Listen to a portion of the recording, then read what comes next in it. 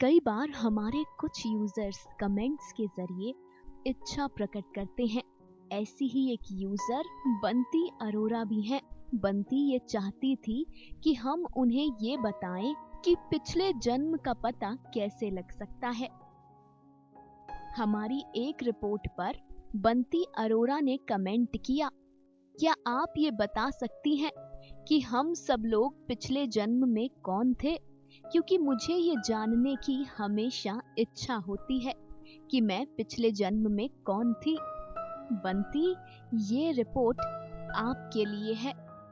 आज अपनी इस रिपोर्ट में हम यही बताने वाले हैं कि कैसे किसी मनुष्य को पिछले जन्म का पता लग सकता है। बता दें कि गरुड़ पुराण में ये तो लिखा है कि कौन सा पाप करने पर आपको आने वाला कौन सा जन्म मिलेगा, लेकिन गरुड़ पुराण में इस बारे में कुछ नहीं लिखा कि मनुष्य पिछले जन्म में क्या था, ये कैसे पता चले। मगर इसका ज्ञान ज्योतिष विद्या से हो सकता है। जी हाँ, कई ज्योतिष आचार्य अक्सर मनुष्य को उनके पूर्व जन्म के बारे में बता देते हैं। ज्योतिष विद्या के सिद्धांत के अनुसार मानव घूम फिर कर उसी परिवार में जन्म लेता है जिस परिवार को वो छोड़ कर गया था। ज्योतिष विद्या कहती है कि अगर मृत्यु के बाद इंसान की कोई इच्छा दबी रह जाए तो उसे पूरा करने के लिए निश्चित तौर पर उसका पूर्व जन्म होता है। कुंडली में 5वां और 8वां भाव पूर्व जन्म से संबंध रखता है। राहु और केतु शुद्ध रूप से पूर्व जन्म से संबंध रखते हैं। इसका अध्ययन पूर्व जन्म के रहस्य खोल सकता है। शनि और बृहस्पति पूर्व जन्म के शुभ और अशुभ कर्मों के बारे में बताते हैं।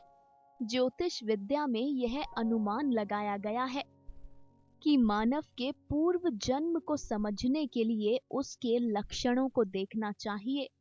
सामान्यतः व्यक्ति घूम फिरकर अपने परिवार में ही जन्म लेता है और उसकी मूल आदतें वैसी की वैसी ही रहती हैं।